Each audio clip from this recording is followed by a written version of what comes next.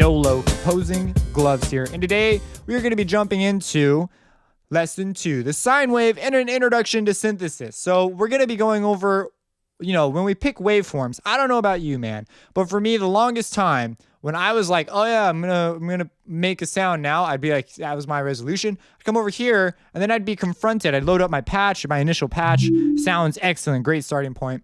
And then I'm like, okay, which one of these waveforms do I want to use? Do I want to use this here sine wave or this here saw wave? And I understood, obviously they sound quite different. This is pretty bright. And I knew that this was like the harmonic series and a lot of other synths start there. So why not start there? But then, the triangle wave. And then as you get familiar with more synthesis types like FM, triangle wave suddenly becomes a lot more useful. Ironically, not because of how it sounds, but because of its shape. So, we think, we look at these, and for the longest time, I just sort of picked whatever.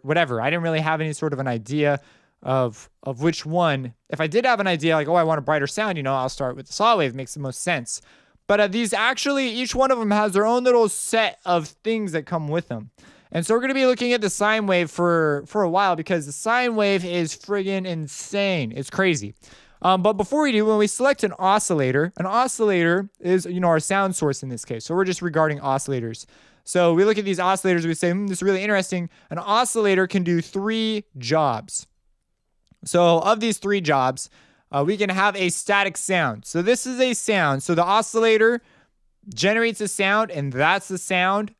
It does not seek to become anything else. It doesn't change dynamically. It is just the sound. It's the sound itself. It has no goal to become anything else. Like, for example, if I gave a clarinet player a song, they're not going to be adding vibrato in them places. They're not going to be, they're not going to be decrescendoing. Well, they might be decrescendoing and crescendoing a little bit, but largely they're going to stay the same tone. They're not going to try to change mood by changing the way they play their instrument. That's why live performers, by the way, are so amazing, is they can do all of these.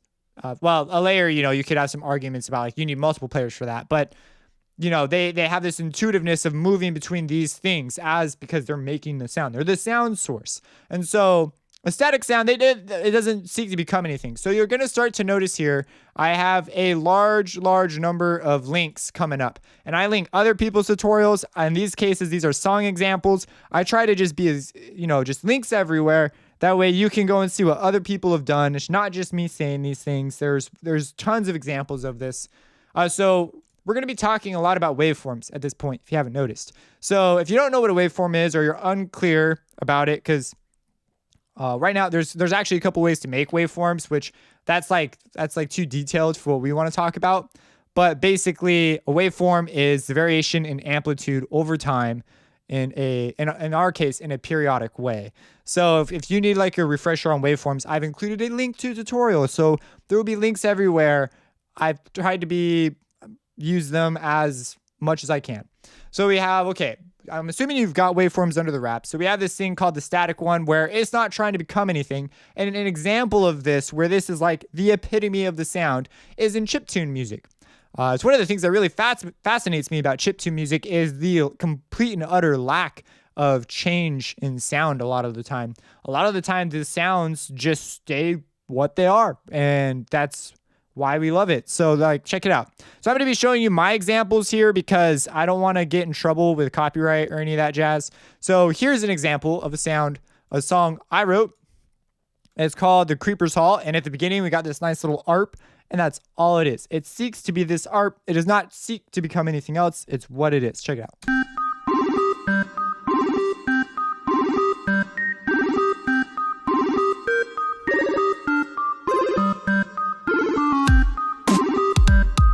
This was actually made in Renoise. I did not make this in FL, but you can hear that this is the sound. Doesn't seek to become anything else. It's what it is, and it fits exactly what I want to do. It creates the mood I want.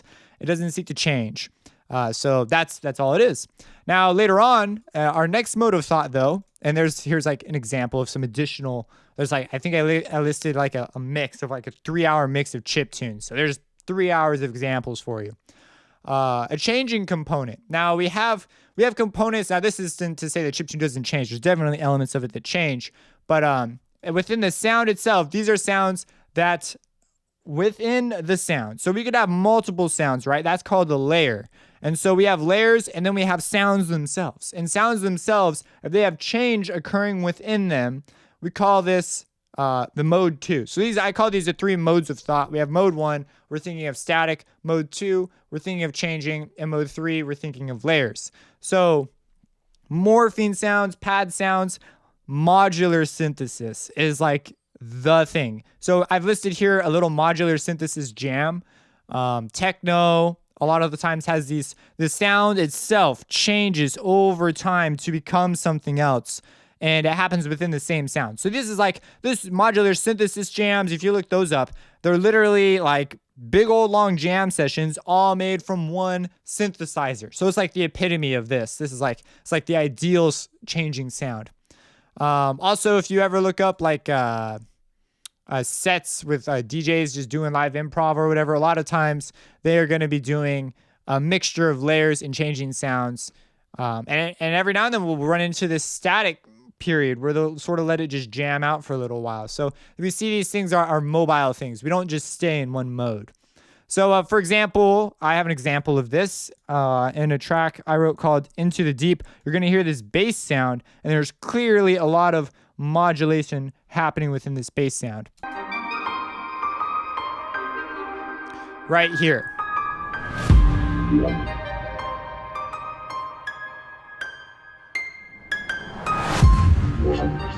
And if we skip over to the drop, you'll hear it just going away.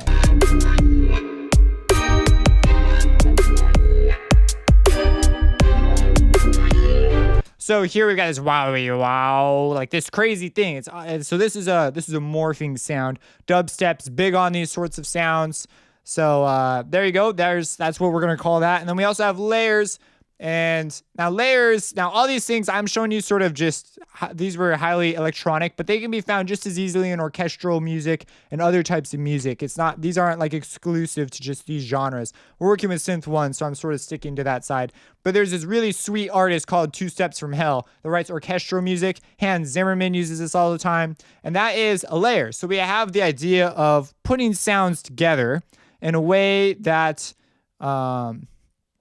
enhances the general feeling of the track, and we're going to be experimenting with this. So we have a single piece of a larger spectrum. Now a spectrum is just a set of frequencies we're working with. So if we have multiple sets of frequencies, we have multiple spectrums, and we just regard it as one big sound. So it's as if it's one sound. It's almost like mode 2, only now it's multiple sounds.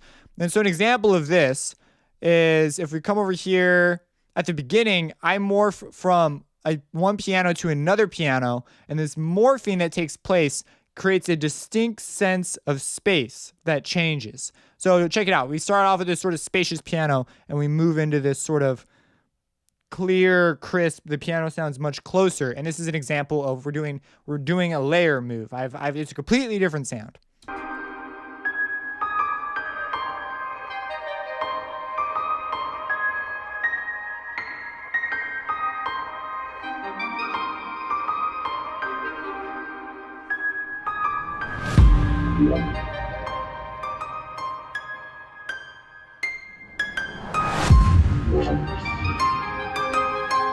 So you see right there, transition complete.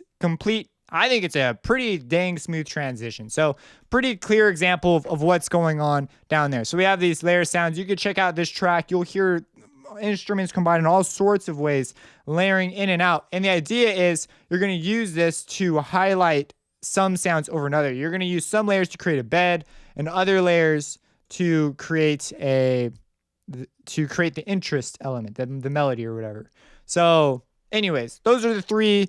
This took a little longer to explain than I thought, but I wanted to be pretty thorough in explaining these as general concepts, because when we're making sounds, we want to be clear about like what we're doing with this sound. The most sophisticated sound are when the layers of thought, so these are the modes of thought, I've so named them and dubbed them, are not static, meaning that they move.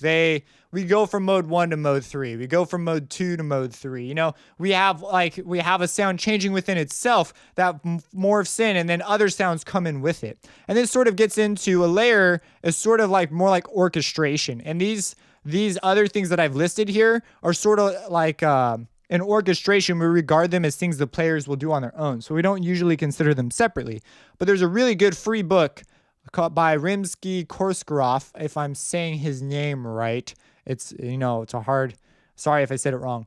But he wrote a lot of awesome music, really famous composer.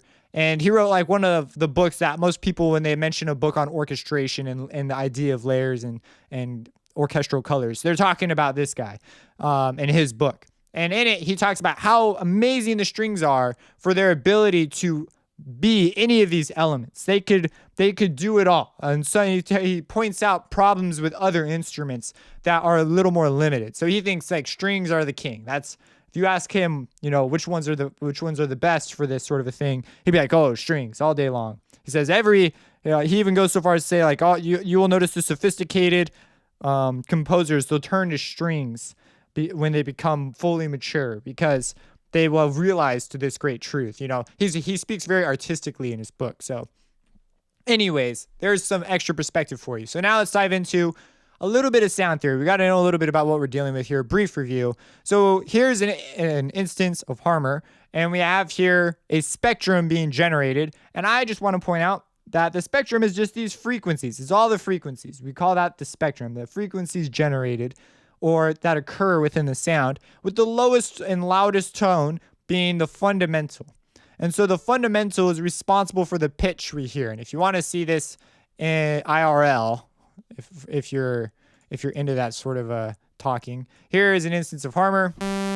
There is a spectrum being generated, and this is the fundamental. This is the pitch responsible for our sensation of pitch. If I were to filter it, and not that much, this, and we're getting a little bit of the second harmonic, but this is the note responsible for the sound we're hearing.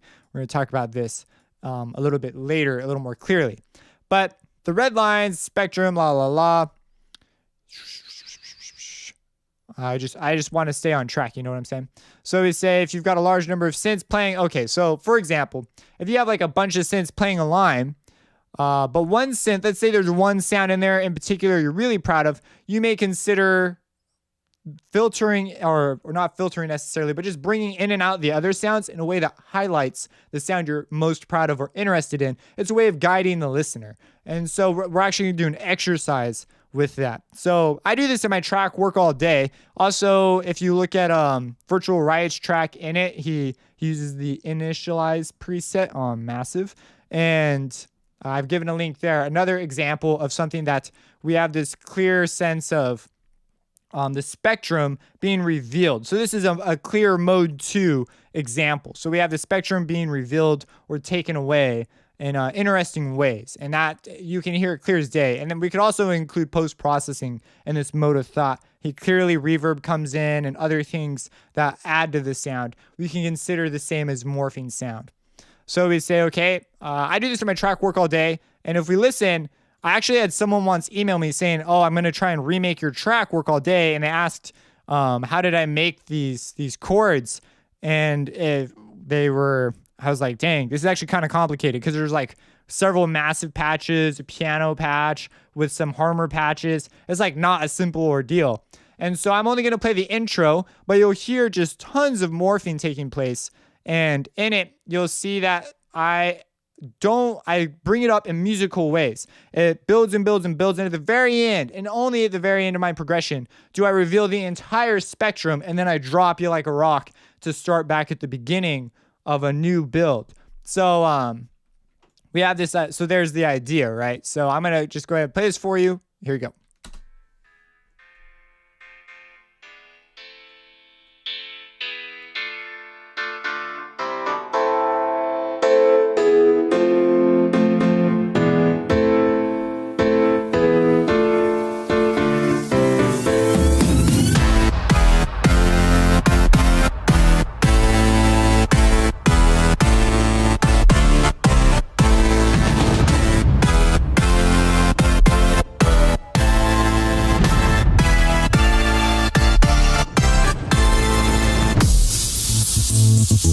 So there you have it. And you can see that there's like a big morph here into another sound, into revealing. There's a mode 1 thought here. We have a piano being filtered and opening up, and then it opens up into a synth, and then the synth opens up into more synths. Like, it's pretty, there's a lot going on here. It's a really interesting experience. And I'm clearly highlighting tonal color as I go through. So it's pretty, so there's a pretty good example of that. I would really love to just be able to play other people's tracks, but again, got to play it safe, right? Okay, so we've got this idea, and also I do this in Into the Deep, where you hear the piano morphing. That's the other example, and I even linked a tutorial where I talk about creating atmosphere in that very idea. So 3 modes of thought, though, are not enough to truly grasp what we have here. So I have this whole system I've come up with. I've actually worked on this for like a couple of years now. It just sort of has come into this way I look at things. And so one of the things that I realized, and now I've seen a lot of these ideas pitched a lot of different ways. I've had instructors say, oh, well, these are the components of music, or these are the components of sound, and all these things. And I always see them just missing like 1 or 2 things. And so I've sat down and really thought about what also they should be properly called, because I've seen them called a lot of like things that I don't think are accurate representations of what's going on here. So sound, all sound, I'm talking like every friggin' sound ever, is built on 3 fundamental components. So this is sort of a scientific way of looking at things. It's built on frequency. So things happen at a rate. And I didn't say one frequency here. I just said frequency. So it could be a whole load of frequencies. So frequency includes things like timbre or the spectrum. It includes everything from a little noise, a whisper, to a jet engine taking off, to the violin concerto by whoever. So frequency is a big deal. We also have phase. This is where each frequency starts. So these should be familiar to you from Sound and Synth Basics. But let me really quick just give you a really clear explanation. Let's pull out a citrus here. Where is citrus? There it is. All right, so we have this. If I were to make this a sine wave, convert to sine harmonics, here it is. If I want to change the phase, I'll start the starting point, and you can see I'm changing where the wave starts. The wave itself is still the same wave. I am just altering where it starts. Phase is actually a measure of angle, so this isn't the most accurate way of describing like what this means. And we're actually changing the starting angle because it's actually linked to trigonometry. But we're gonna ignore that for now as audio engineers and just sort of look at it as where it starts. However, the distinction does become important if you plan to get more technical. And then we also have amplitude. So that's just how loud each individual frequency can be. So these 3 ideas were like the birthplace of additive synthesis. So that's exactly what this is. I'm able to tell individual sine waves to come in, and this controls the amplitude level, and I can control the phase down here. And now I can't control which frequencies. I'm stuck with the frequencies that they present with me here, but it's still super useful. And the monster at this is Harmer. Harmer can analyze sounds and spit out, like let's see here. Like, there you go. That's the spectrum. This little graph describes those 3 parameters that I just talked about. So pretty crazy all sound, and I can now manipulate it in all sorts of interesting ways because I can now affect each one of these individually. So additive synthesis is sort of like the synthetic approach to doing this. Synth1 can't do that though. So we're gonna ignore it, but we're going to ignore that perspective, but we start here. Like, it's a pretty crazy starting point that all sound can be described this way. So whenever we look at something, we can come back to this and sort of use it as a way to look at the sound. And I've heard things like, I've seen frequency replaced with timbre. I've seen also replaced with pitch, which I think are both errors, because pitch is a lot more than, it includes a lot more than what they say. I think frequency is the best base thing you can really start with.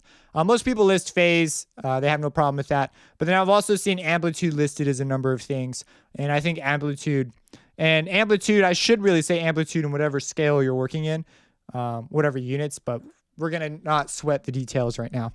So using these 3 things, you can make any sound. I mean, it is pretty crazy. I even ask you to think about it for a little bit down here. Like think about how crazy this is. But I came up with these. Now, these are from me. the 6 aspects of sound. So I said these things are really great, but they're not the most incredibly useful things when it comes to breaking sound down. So I said there's got to be a better way. There's got to be 6 adjectives, 6 qualities that are just in sound, all sound. And if they occur right, they're probably going to occur in opposites, because there's going to be sound that has this adjective and sound that lacks it. And so I came up with these 6, and using these 6, you can look at every single sound ever. It's crazy. And some of them are rather general on purpose so that they can include all sound. We could, of course, break each of these down in their own category. So we can have sounds that are tonal. These are sounds that have pitch. If you were to play a melody with this, it would sound like that. And you have sounds that are atonal, and you have all the sounds in between. So this sound could be considered, mostly tonal with a little bit of atonal. It's a combo of them. Like, oh, there's pitch in some of the range of the instrument, but not in the whole range of the instrument. Sometimes cymbals can emit a pitch, depending on maybe it's got a particular frequency it resonates at, so we hear a sound. So we have tonal and atonal sounds that have pitch, and sounds that if you were to try and play a melody with it, it wouldn't really sound like a melody.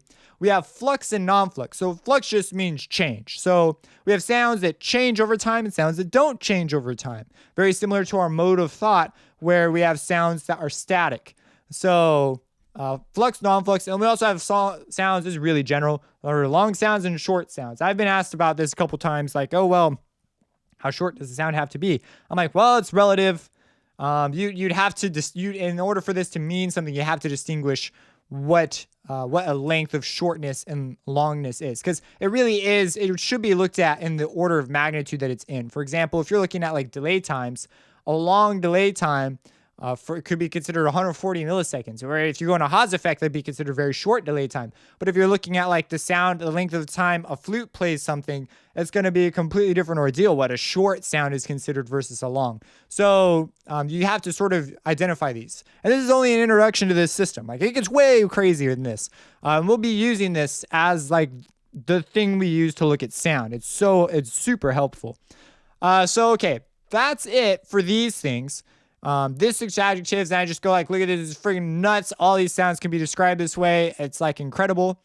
And these are more useful to us in general, because these we can associate with techniques a little more clearly. Up here, we came out with a synthesis method, additive synthesis, but here we can use techniques that introduce tonality. We can use techniques that introduce flux. So the techniques can be associated with these things and mixtures of them.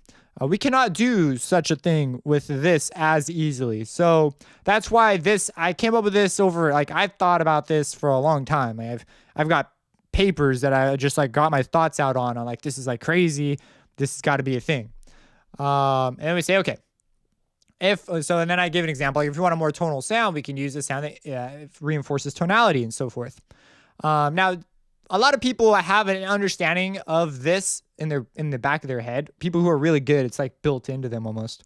But to deliberately write this down and know about it is just an incredible advantage that we have.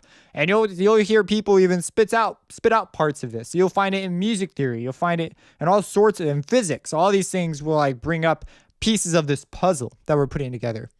Okay, so and taking it a step further, there's actually one more thing for my system of analysis, and that is the 5 components of music. Now, I cover this down here in an approach to beat writing, but essentially we've got these 5 components: sound, structure, harmony, theme, and rhythm, and we break these down a lot more in that course. It's not exhaustive as far as the system goes. I'm thinking about one day just writing out like a whole book on how this works, because it's kind of crazy.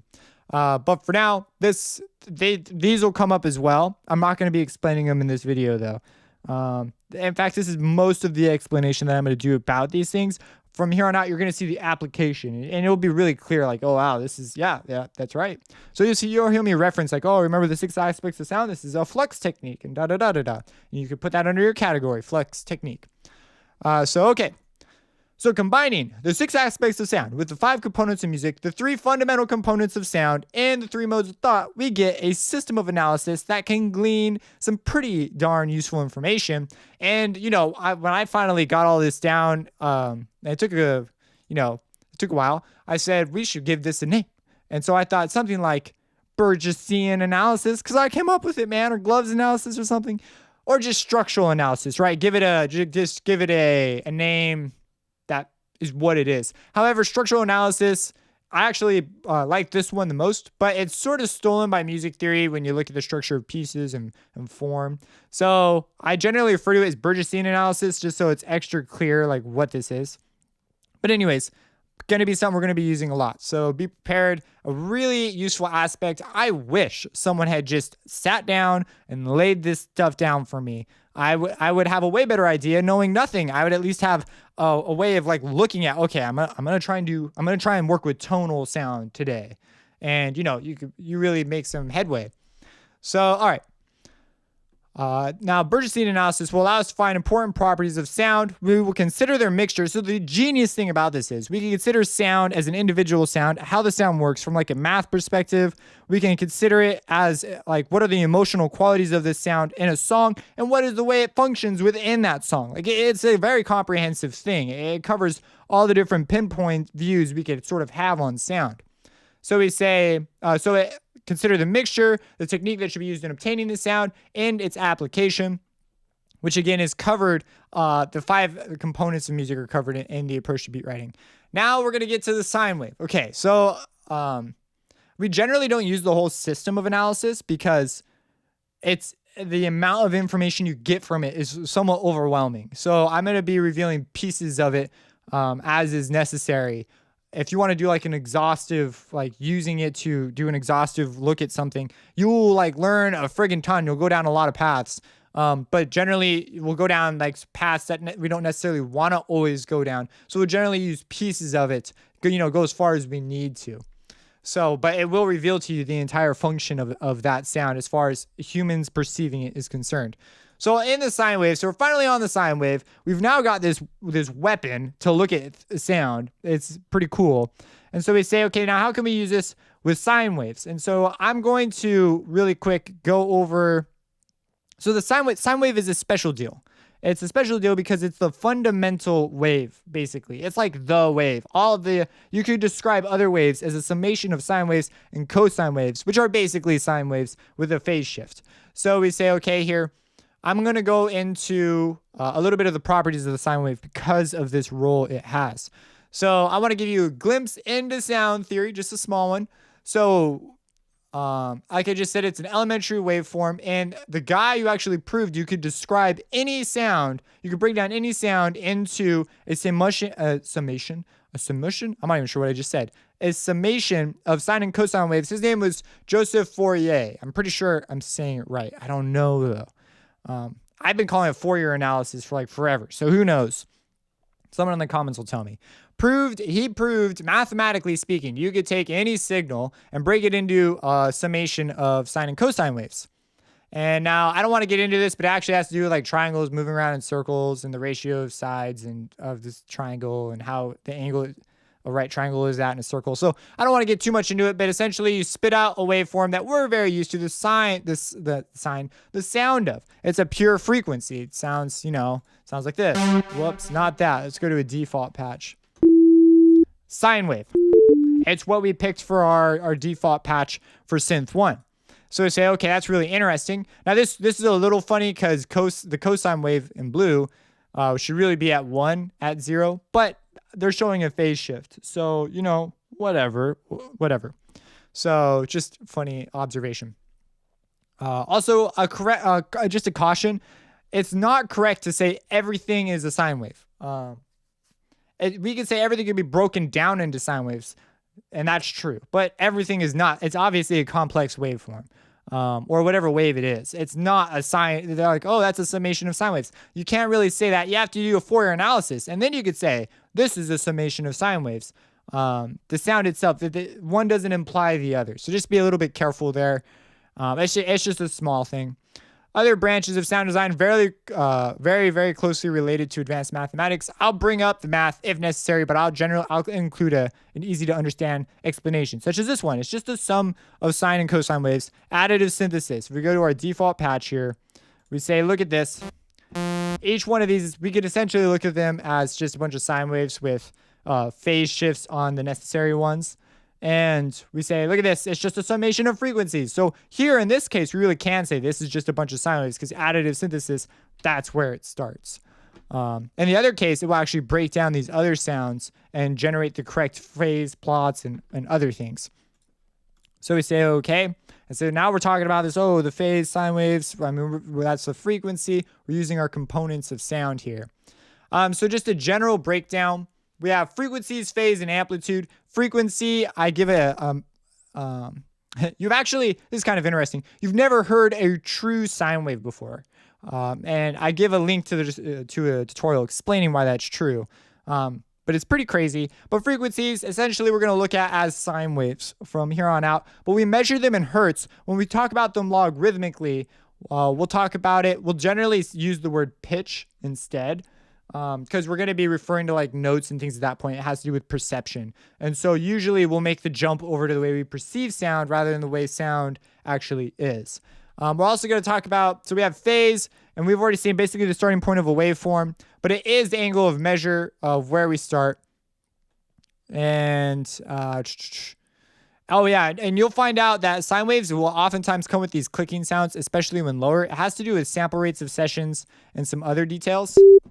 But you see how there's sort of a click. We can use a filter to get rid of some of that. And if we play really low, there's this click on and off when our sine wave turns on and off. So I actually explained that in this video. It's a question I've been emailed a couple of times about. So I just decided to include that here. And then amplitude, how each sine wave can be, how loud each sine wave can be. Now this is simplified. It actually has to be related to a scale to mean anything. But for now, that's fine for us. So how loud each individual sine wave is.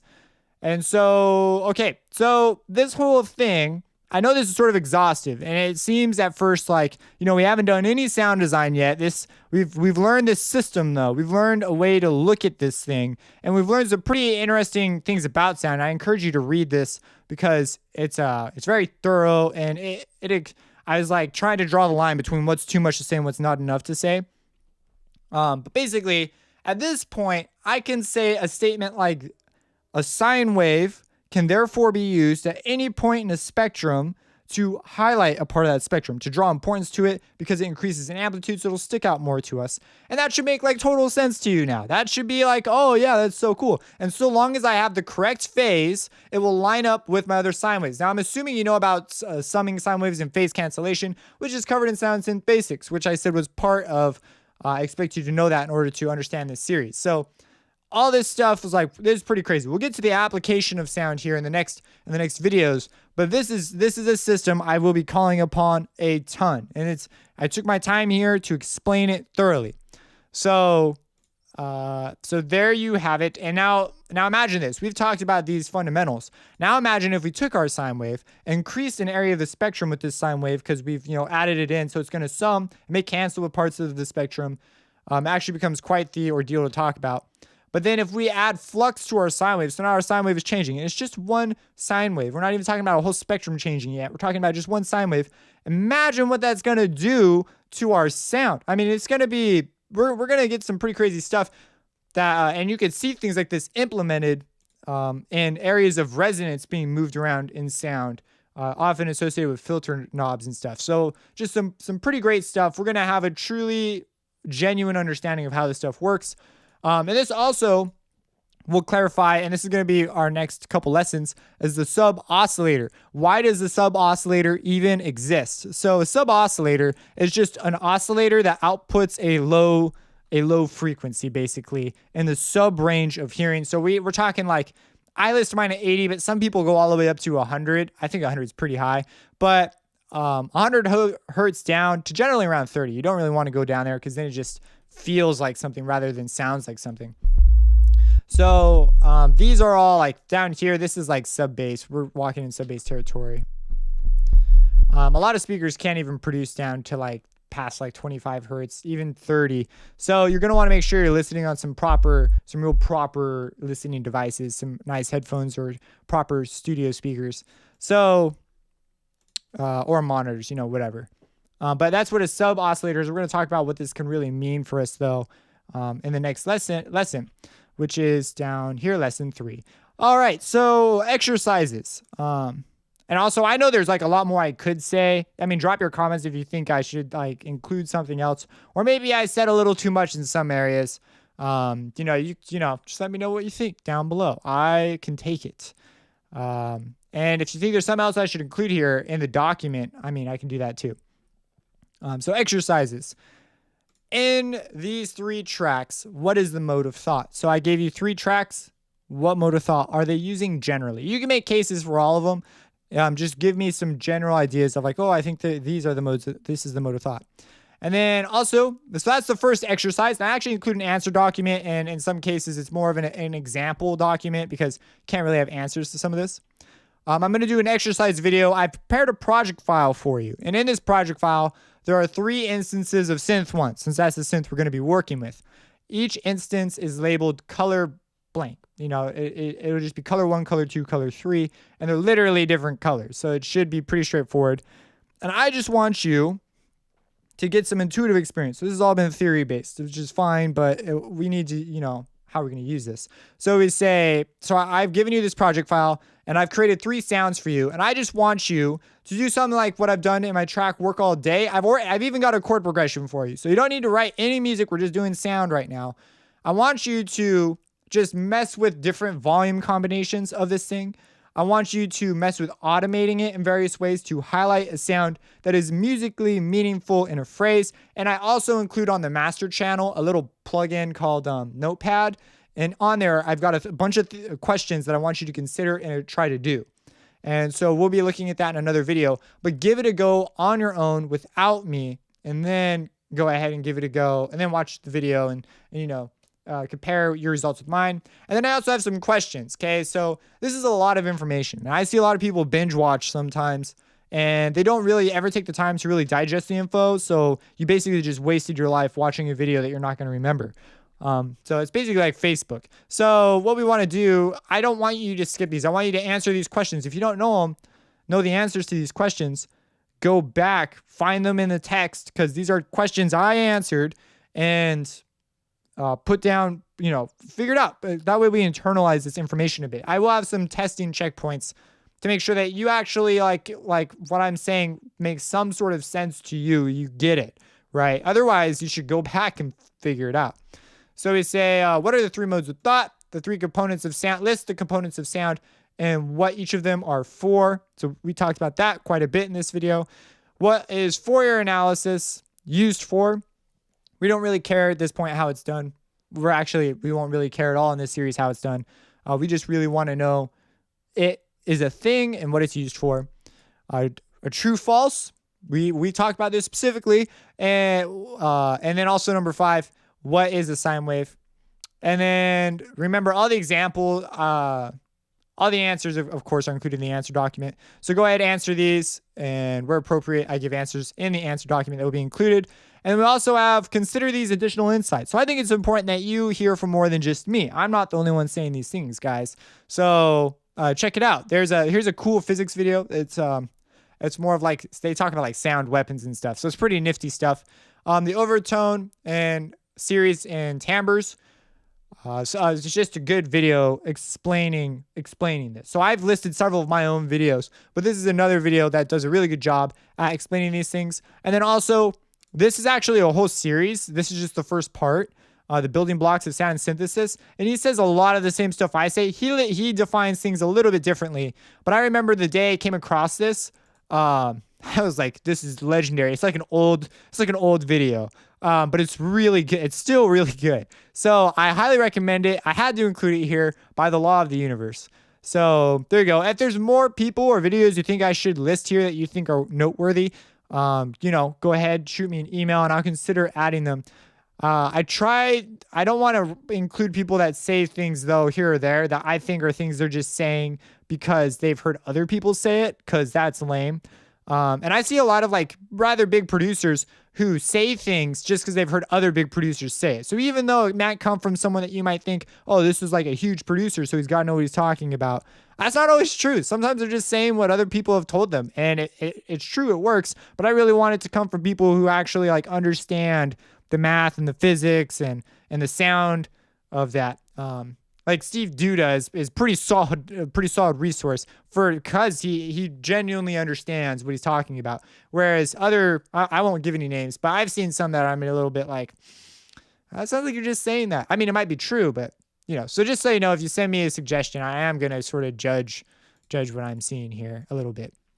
Sometimes I include them though, because maybe the way they say it, even though they might not understand everything they're saying completely, because I don't certainly understand everything I'm saying completely. Babies can utter profound things and have no idea what they said was awesome. So sometimes I include things like that because those are really valuable too. I'm just saying I want to watch out for like dogmatic personas popping up and stuff, purporting knowledge that in a way I don't really appreciate. Anyways, I don't know. If you have any questions, let me know. Subscribe, support me on Patreon, and I will be, I update my Patreon a little bit early with this stuff, or at least I'm going to be doing that, so that people who are patrons get a little bit something extra, you donating to me. I really appreciate that. So it won't always be complete stuff on Patreon. A lot of times, like you can see here, I've started the next lesson, but I have things like link tutorial or create video still in the text because I haven't made those videos, and I'm doing what's now auxiliary videos, which are like, I can't put sound documents right in this, so I have to make little short YouTube videos with those examples there. Subscribe and have a blessed day.